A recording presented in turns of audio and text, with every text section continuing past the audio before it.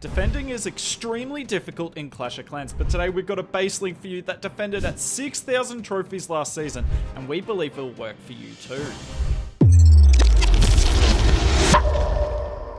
What better place to start the video than with a Super Archer clone blimp bait? So this blimp here is what everyone wants to do. If you get in between those two expos, the base is in a lot of trouble. But there's 3 seeking air mines stopping this blimp. Not just 2, but 3 to make sure of it. And even better, this scatter shot is just in range of where the blimp lands, which means a lot of the time if the scatter gets a shot off, yes, it will shoot at the trash troops coming out of the blimp, but it can hit some of the Super Archers as well. Even better, this attacker here was bringing the healer in the Super Archer clone blimp, and I think you've just seen why that's a bad idea.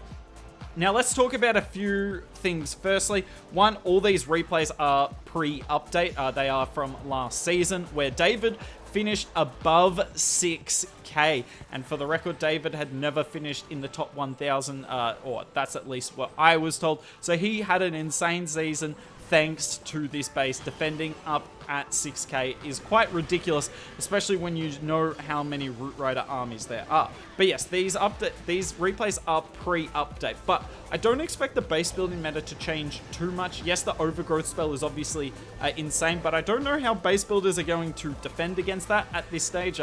It is very hard to defend against a spell that has a diameter of 15 tiles. Heal Tome's doing its best job here, but yeah, it's not going to be able to stop a lot of the damage on the base, and that's another really good thing about this base. The damage is insane. Now, keep in mind, this is pre-update, which means obviously no overgrowth spell, as we've talked about, but it also means these Root Riders are 840 hit points stronger than they would be otherwise. That's the 600 for the nerf, and then also the Apprentice Warden multiplier.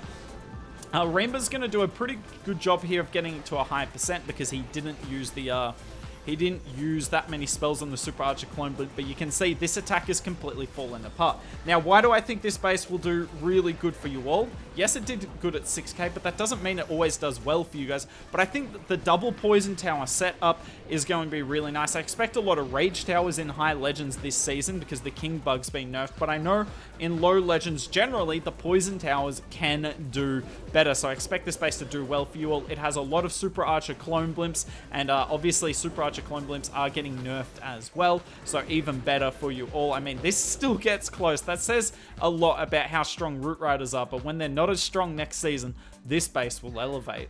Another army that is critical to defend is Root Rider Valk spam. Yes, like I've said a few times, these replays are pre-update, but I still see this army being used, if not for the fact that people are comfortable using it and are tripling with it as much as they ever have before. So coming in here, and this guy comes in from the scatter shot, probably because coming from the back end looks really risky, but look at this already. Because of the closed walls, the king goes to the outside of the base, which is always handy. And I want you to watch the Root Rider pathing here.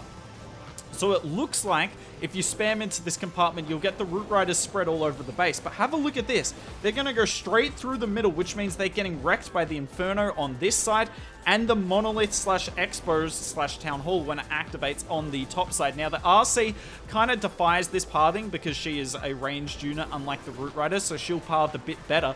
But the Root Riders, look at this. They just go straight across the middle of the base. They don't really spread at all. Same with the drill there. The battle drill doesn't path off. The queen does go deal with the single Inferno, but look, nothing has gone to the town hall, which gives this base a solid chance of holding 1 stars. Well, I say solid chance. It is still very hard to stop 3 stars, let alone 2 stars. But of any base you could possibly run, this base gives you as good a chance of 1-starring as anything, and that's all because of how the defenses are set up in the core, and that's what I really love about this base. But you won't just see this in this attack. We're going to move on to a Queen Charge Root Rider attack, and I'll show you the same thing in action. On a lot of the base link videos we do, you'll see comments saying, oh, terrible attackers, they don't know what they're doing. Well, I'm going to tell you one thing. Dark on top knows what he's doing. We've had him on the channel a couple of times before with Queen Charge Hybrid. Running Queen Charge Root Rider this season, obviously, because it's insane and Hybrid's not. But a talented attacker. He had another good finish this season, so congrats to him. But unfortunately, not even he can take down this base. Now, we're going to 2 times through the start of this Queen Walk, because it is quite a slow affair, but it's really smart. Doesn't even put healers down, because what's the point the Queen does not need the healing here. All you're going to do is potentially catch a Seeking Air Mine. Nicely done with the Flame Flinger as well. Counters the Mortar, and now he's going to get the Scatter Shot, and I think the Ricochet Cannon as well. Look at the Queen here, beating the wall. It's a favorite pastime. You can wall break all you want, but you can't take the Queen out of the Queen. So we're waiting to start the Root Riders here. Just being a little bit patient, but you can't wait too much longer. And here we go. And yet again, I want you to focus on the Root Rider pathing and how the dead zones in the base, albeit small, make a world of difference in terms of the Root Rider pathing. This base obviously got a lot of single Infernos as well. You see some air traps for our healers. That's to take down the Blimps. Seeking Air Mine's getting a buff in the update as well, so keep in mind these Seeking Air Mines won't be leveled up. Now, unfortunately, I don't know if you got all the Root Riders in the Eternal Tome, but they are in the Healing Tome now. Raged Healers as well, which normally means Root Riders don't die, but look, there's so much damage in the core of this base, and yet again, the Root Riders are going straight across the middle. They are not going after the Monolith. That's up to the RC, and whilst it is nice the RC going after the Monolith, it means she's not getting as much tanking from these other defenses that you see behind the Town Hall. RC ability goes off. She is just going to get the Town Hall. Looks like the Flame Flinger didn't get the Ricochet Cannon.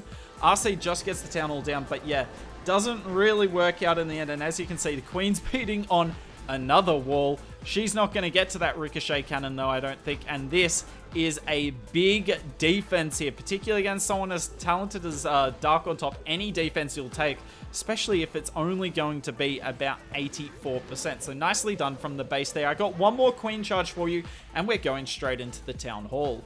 So personally, I ran Queen Charge Root Rider last season. If I saw this base, I would charge into the Town Hall, because the only real weakness I can see is this Poison Tower looks really easy to pull with a balloon if I'm Queen Charging in there anyway. So I'd kind of start my Queen, I don't know, probably on the Warden, but obviously the multi-archer towers are there for a reason.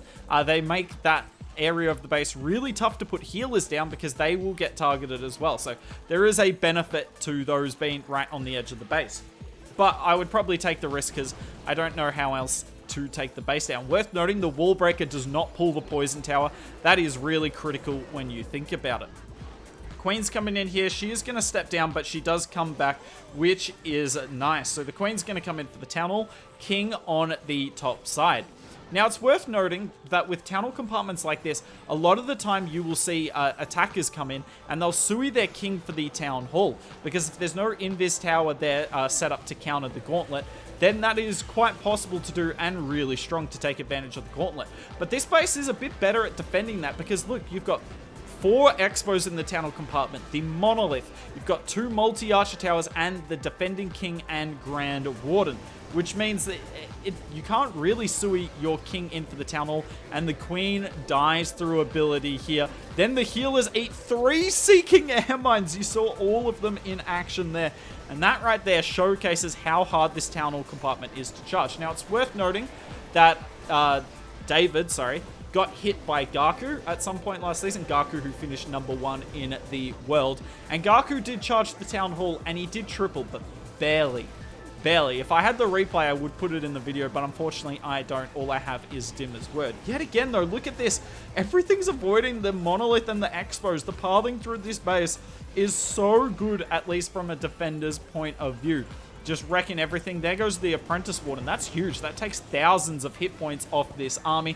The single Infernos are burning away, and the single Infernos wouldn't hurt as much if he still had plenty of spells left over. But you have to use so many spells for that Queen charge, and if you can't keep the Queen alive through her ability, which is a serious risk with the Frozen Arrow, then you're going to be in trouble. And look, we have so many defenses still up here. Hunter hasn't gotten close. So pretty handy base for you all. Now, if you've made it this far, first of all, lots of love to you. Second of all, let us know if you'd like us to do a base building sort of video where we go over how to base build at Town Hall 16, or a trap video, how to trap. For instance, Dim has trapped this base beautifully for the Super Archer Clone Blimps and the Root Riders. Let us know if you'd like to see some videos on that, and if that's the case, we'll do them in the future. But for now, that's it. The base link's in the description and the pinned comment down below. Enjoy your day.